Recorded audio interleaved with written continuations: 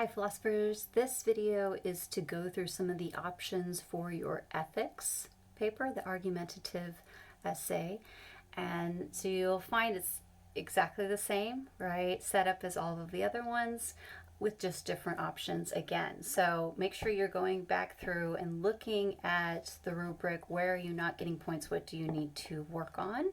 And then if you have any questions, you can always email me.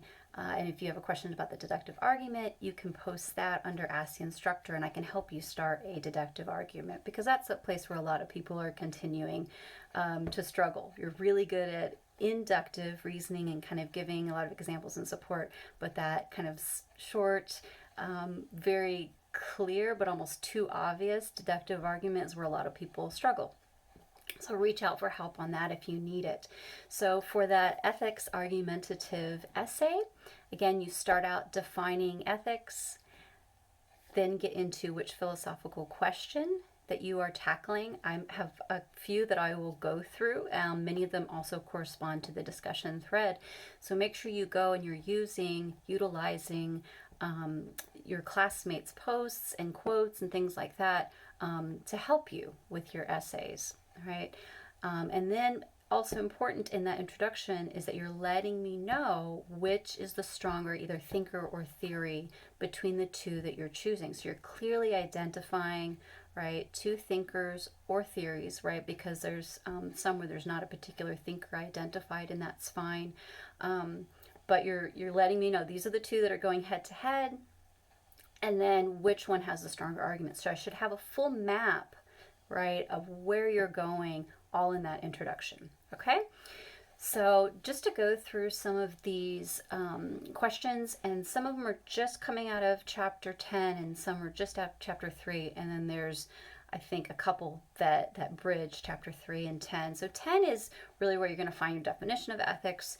That is going to be you have the ethical theories, what we call kind of normative ethical theories, things like utilitarianism, virtue ethics, deontological or duty ethics, right?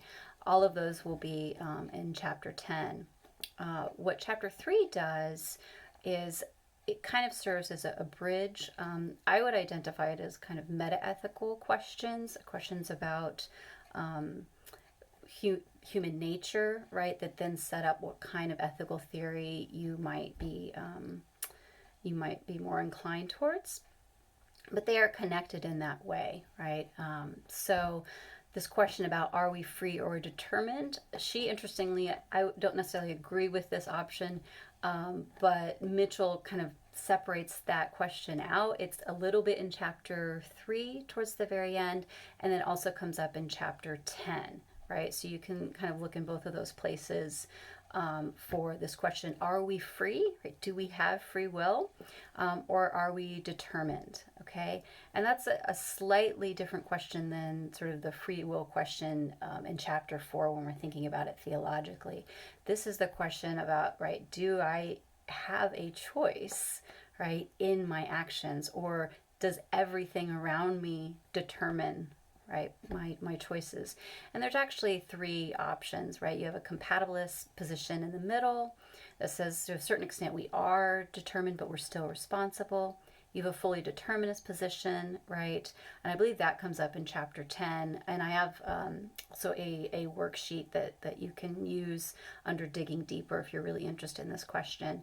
And so that'll map out for you the determinist position as well, which says, no, I'm fully determined. If I could know, or somebody else could know everything about me, right? Plug all of that into an algorithm, they could tell me exactly what I was going to do. And because I'm fully determined, I'm not morally responsible. And then the existentialist, right, or complete, like, radical freedom position that you see Sartre and other existentialists taking, which is to say, I'm not determined at all, and I am, right, fully responsible for my decisions. So those are 3 positions, and you could take 2 of them and argue them against one another. So again, you'll find a little bit of it at the end of chapter 3, and then she picks up at it again when you see her discussing determinism and freedom, and the particular thinker there would be Sartre, right? And then you could argue that over and against the theory of determinism. That would be an interesting setup. The next is a way that she kind of lumps together kind of a lot of different ideas under two main theories about human essence. So we first started talking about essence in metaphysics, and we're coming back to it again in this meta-ethics, right? This bridge between metaphysics and ethics when we talk about human essence. And so the question that she puts up is, are humans more like an avocado, or are we more like an artichoke? Which just seems a very silly metaphor, but actually right, works in many ways. And so for her, the avocado approach says, right, we do have a core, right? So the avocado has that seed that's at its core, and then the fleshy kind of stuff that grows off of it, right?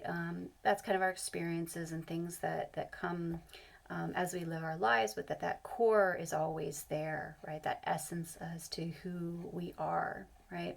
And that very much corresponds with a very Judeo-Christian idea of the soul or the human essence. And that's over and against a more existentialist idea that we are more like artichokes, right? There is no right essence prior to existence. That really our existence makes up, right, our essence. The essence comes later. And so that would correspond to somebody like Sartre. So you'll find him in chapter 10, but you could just use the language of the avocado theory versus artichoke theory if you don't want to kind of dig in deeper to sort of Christian notions of the soul versus humanist, right, ideas of existentialism. If you don't want to dig that far, you can just say the avocado versus the artichoke idea and stick within that part of the chapter, and you would be fine. The next question is, does morality come from God or humans? And so again, you're going to get that a little bit in chapter 3 as well as chapter 10. And so that kind of overlaps a little bit with that avocado versus artichoke, right? It's sort of the outgrowth of that one question. But that would be an interesting one for folks to think about. Now I have what ethical theory should guide our actions or our lives, and that's fully in chapter 10. So when I say ethical theory, I mean those that are listed in the ethical theory chart, right? So utilitarianism, or if you want to think more broadly, consequentialism. She calls it both also teleological. So it's very confusing when you jumble those three together. They're all dealing with consequences. Remember, utilitarianism is a political theory. It's also an ethical theory, and it's a more specific version of consequentialism, right? Some people use the consequentialism language, some teleological. Remember, telos is end, right? So they're talking about the same thing. Consequentialism or teleological, you can use either one interchangeably, and utilitarianism is just a more specific version of that. So I hope that helps. Try to be consistent in whatever language you end up choosing from the textbook is fine. So that's one option. Deontological or duty ethics, right, is another one. That's always follow the rules, right, no matter the consequences. So those two are already a really good setup. You have Buddhist ethics focused on compassion and breaking that cycle of samsara and karma, right? You have Aristotle's virtue ethics, right? So it's not a one size fits all like Kant's duty ethics would be, right? It's what is the means between two extremes. You find that in every situation, and you say, what would the virtuous person do in that situation, right? And so it's really context dependent. It's really about making choices that help develop you as a virtuous person, right, within your community. There's feminist care ethics, which I separate out, and that's really, I separate it out from virtue ethics, whereas Mitchell kind of seems to put them together. And for feminist care ethics, it's really about what is this relationship of care demand of me? And so that's, I think, is distinct from Aristotle. So just make sure you note that and don't use them interchangeably, at least when writing for me. So any of those that are on the chart, right, you can utilize as an ethical theory and put it up against another ethical theory, okay? You can use one of the scenarios like the zombie apocalypse or trolley problem or, whatever other example you want to kind of put two theories against one another as well. The final question I have that you can pull from, and again, these are just examples. If you have another question that that you think two theories or thinkers would disagree about, you can use that.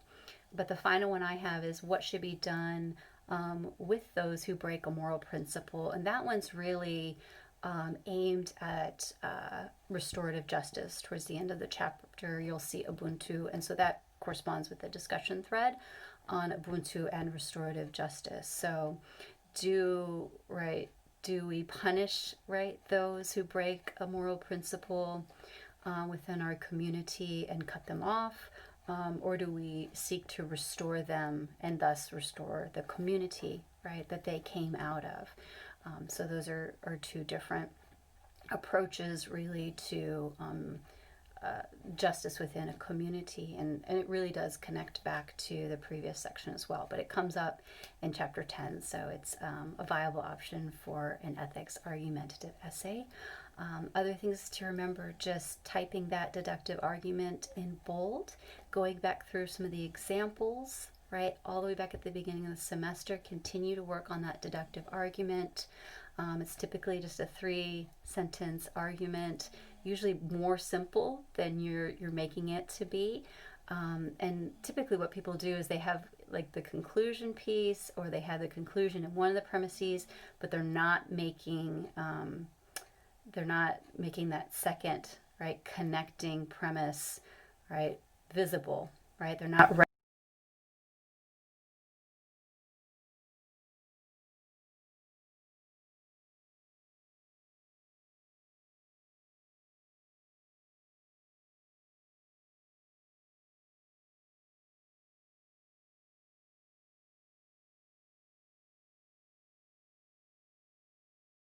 examples in past announcements and past PowerPoints, etc. And in the textbook as well, she has some. Make sure you're getting that objection from another thinker or theory within the textbook, and then your response needs to be not attacking the whole of that objector's theory, but responding to their specific objection. So make sure you're not committing a kind of red herring, saying, well, yeah, but all these other things are wrong about their theory. But if you don't address their objection, then you're not giving a strong argument. And that in the conclusion, make sure you're again reiterating for your reader who is the stronger position and why, and giving a question for another day. And you might be finding those kind of interesting unanswered questions that you have or that others have on the discussion thread as well. So I encourage you to be looking there and really mining that as a resource. If you have any other questions, make sure that you email me the Friday before the assignment is due for feedback. And if, again, you want a deductive argument help, I can help you start one on Ask the Instructor. All right, bye.